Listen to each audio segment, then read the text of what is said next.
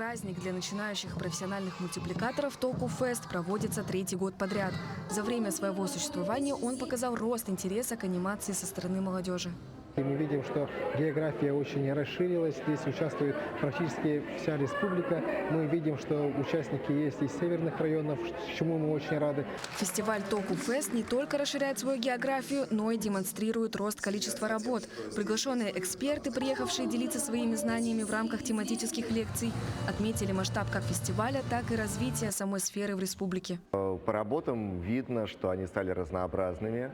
Они профессиональные, они интересные. То есть это большой-большой калейдоскоп, то, как и должен выглядеть фестиваль, единственное, не похожих.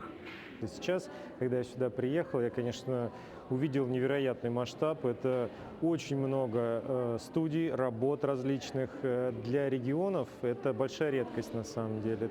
Юные креаторы получат новые знания и ценный опыт. Программа ТОКУ-феста включает в себя мастер-классы и конкурсы на разные тематики – от мультипликации до искусства дубляжа. У нас в библиотеке Smart состоится мастер-класс по дубляжу, то есть кастинг мы объявили для будущих, возможно, актеров дубляжа, которых мы хотим отобрать, посмотреть, да, потому что нам надо обновить голоса. У нас очень много проектов, не только оригинальных, но и дублированных. То есть мы же заказываем российские мультфильмы и переводим на якутский язык. Также в рамках ТОКУ-фест мультипликаторы обсудят перспективы выхода якутских анимационных проектов на российский и мировой рынок. Это даст точные стратегии и разные точки зрения на один вопрос. Хотел бы в первую очередь услышать от продюсеров, от Союз мультфильма, от наших гостей и еще, самое главное, от наших тех мультипликаторов, наших продюсеров, как они это видят. Какие у них боли, потому что я хочу сейчас понять для себя стратегию, как нам сейчас действовать в этом. Хочу понять, что нужно действительно нам, чтобы развивать анимацию.